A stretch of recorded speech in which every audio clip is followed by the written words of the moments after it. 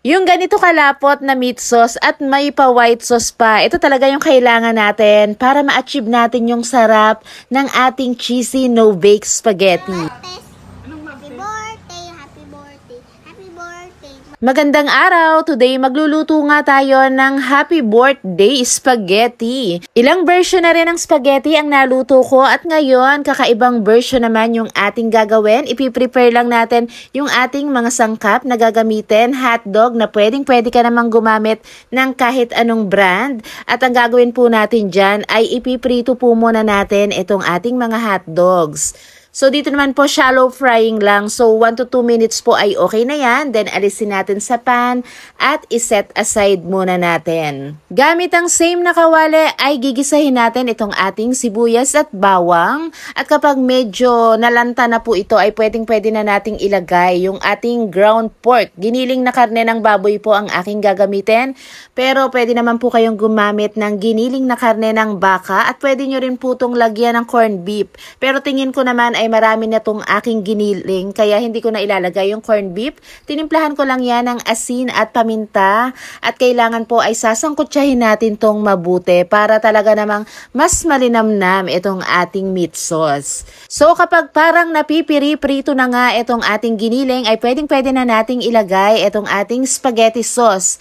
Bali ito po ay pang 2 kilo yung aking spaghetti sauce na lulutuin. Bali naglagay lang ako ng konting tubig para masimot ko lahat. Tinimplahan ko lang ng seasoning granules, konting asin, paminta, dried oregano. Ilagay mo na rin yung iba pang pampalasa na gusto mo. Hindi na ako naglagay ng condensed milk or sugar dahil sweet style yung spaghetti sauce na gamit ko. At pwedeng-pwede nga rin po pala kayong maglagay ng mushroom kung gusto nyo. Pero ito dahil bata nga po ang mga kakain at hindi sila masyadong mahilig sa spaghetti na magulay, kaya hindi ko na nilagyan. So ito lulutuin lang natin mga 20 minutes sa mahinang apoy para lumabas talaga yung lasa ng karne.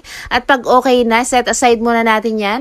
Para naman dito sa ating pasta ay lulutuin lang natin yan according to package instruction. Huwag din natin kalimutang lagyan ng asin yung tubig para malasa na itong ating pasta. Lagyan rin natin ng konting oil.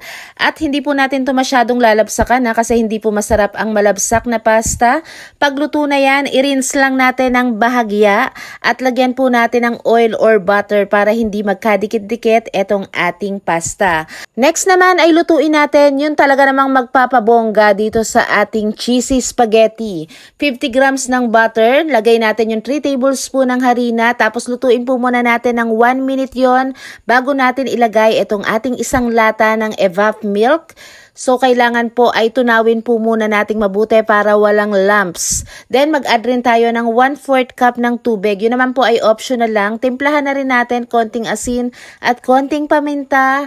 At ilalagay na po natin ngayon itong ating isang bloke ng cheese. Pwede naman kayong gumamit ng kahit anong brand ng cheese.